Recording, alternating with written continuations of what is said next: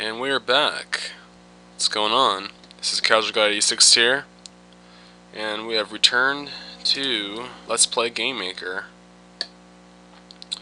Okay, now previously we left off,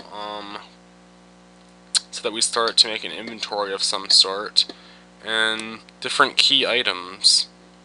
Now, literally, we're starting off with keys. So, kind of went in, made some extra sprites. Let's see if I can go to them, or open over here. This sprite will probably be used for many purposes, other than just opening doors or obtaining things. This is him, reaching out forward. And here's him, just kind of like reaching out to the side. So yeah. And again, these are all custom-made sprites. None of these are ripped off of anything. These were completely self-drawn within Game Maker because of the awesome spriting tool that they supply us with. We can basically make our own sprites quite easily. There are better programs that I've used before, but this is sufficient for what we need it for. So then again, here's the key that I made that kind of increases intensity. God, right around slit image 6, you can see it's like perfectly white and no color to it at all. Then it kind of fades back in to yellow. So we're going in here to the player. We've actually added another gauge, which is very easy to do. Basically just go in, just kind of copy the one that you already have. We change the coordinates, and since it's sort of shifted to the right, so there's no reason to change the Y values whatsoever yet. We change this one to 200 and change this one to 116. And of course we changed some of the color here. The background color is white, then the minimum color orange, maximum color yellow. Then of course we have to actually change the variable itself to keys, because we actually made a new variable altogether. And we have actually changed the name of our filler controllers here. We've actually named them GC for gauge controller, because this will control multiple gauges other than just the HP now.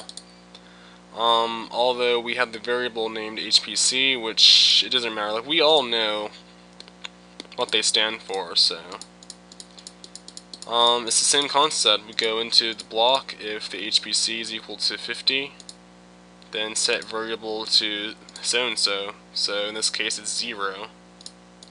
And the alarm in 10 steps, it sets itself to 40. Then the relevance of the command is no longer there. It's basically removed from the index as a usable asset in the game. Let's see, what else did I do? The key pickup variable asset, it's value 5, and you can actually put it to +5, but it doesn't matter. You can actually do regular 5 as long as it's relative. It will add 5 to your current quantity. As for everything else, we can pick up 5. The value of the keys being 5, it will, we're basically able to pick up 20 keys per level. Not to say that we would have 20 keys a level, but if we were, that's how many we could go up to. And we could easily change that to, like, you know, value 1 to pick up 100 keys a level. But there will be different keys, obviously. And as you can see, I've fixed the damage asset for each individual instance, so it damages us basically all the time. Fire 2 does a damage output of -2, and Fire 1, it developing, does a damage asset of -1. We did not actually put any sort of consequence if you run out of health, or any sort of cap, because by now the health is actually in the minus negative zones. We did not actually put any sort of value to any of what I have here, because I guess me basically doing this for free. Have some redundancies here, which is actually pretty cool. So it's like, okay, cool. This block looks a bit 3D-ish, and you go here, it makes it look, you know, sort of 2D, almost like a platforming game.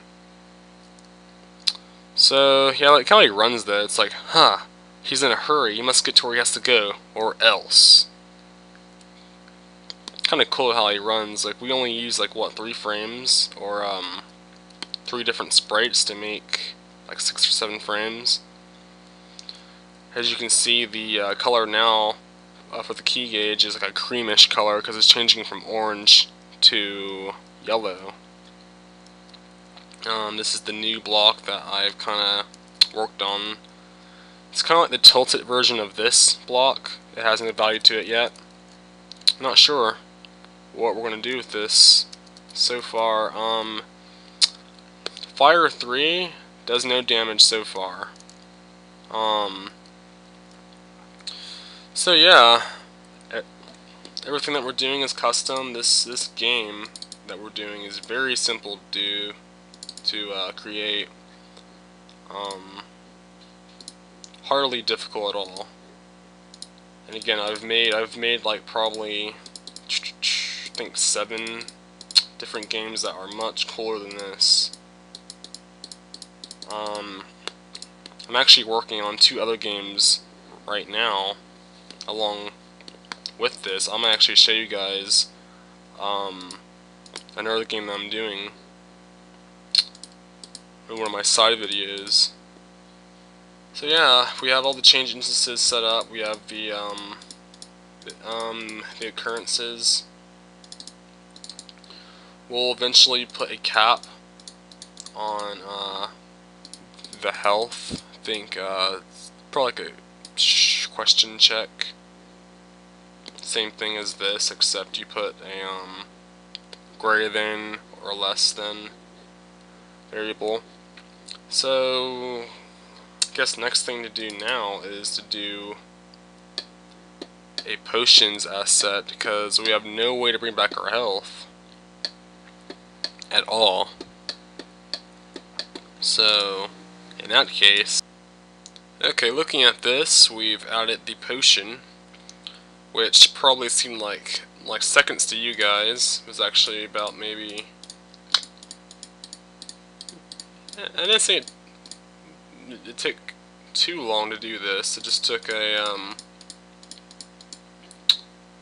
bit of time because I had some errors come up with the variables because you had to place them. This is called a step event, which we basically this checks constantly throughout the game when this instance of the player exists. This basically keeps the gauges from breaking. Most part is the same deal when HPC is equal to 50, set variable P potions to 0. Collision with with potions is the same as keys. We set it to 20 values, so you can only pick up 5 potions. And we have a key press command, which basically this, if potions is larger than 0, then set variable HP to 20 or relative to 20, so you'll add 20 and you'll take away 20 from potions, as 20 value equals 1 stock because we only have 5 potions. So going here, As you can see, we made the potions. It has a little bit of sparkle to it. It's like, oh, gleaming. Should I drink this? Should I drink this beverage? So yeah, as you can see, hold on, take some critical damage. KO. Alright, so we have some potion going on here. And we basically press Q to bring back health. We'll take away from our potions gauge. So yeah, that's pretty awesome. We have some potions, some keys going on here. It's starting to look like an actual game instead of just random blocks thrown about with a green background. Which we will change, by the way. And I'm not sure about this. I might actually make it to where we just, we can like run through these and they'll disappear as we have keys to actually combat them. I'm not sure yet. It's just a waste of time going through a program like, okay, yeah, we run up here and then we have to stop and then we have to unlock it and then we continue on. Which in most games you can just, run into it and it'll disappear and just keep going. So that's probably what we'll end up doing. Make like a little animation of it dispersing, I guess. And that'll be that. So yeah, doing pretty good here. As you can see, here's the potion. Used use the power of opaque. So you usually use black and then some opaque, transparency, quality, and it will add different translucencies to the potion. No, not save. And then I used the blending tool with a dark red to just kind of change it around a little bit. Whoa! So yeah. So that's our final effect for the potion. So we are doing good. We are indeed doing good. And of course, we're not going to place 5 potions a level. We're only going to place about probably, like, there will be a cap on the potions anyway, so you can't get more than 5. So I guess you could put like 6, but you can only hold 5. Like, spam it with that. The power of making your own game. You can do whatever you want. Look at that. Ridiculous. Doing the epic sprint. And spam. Just keep spamming potions. So yeah. I'll see you guys next time on Let's Play Game Maker.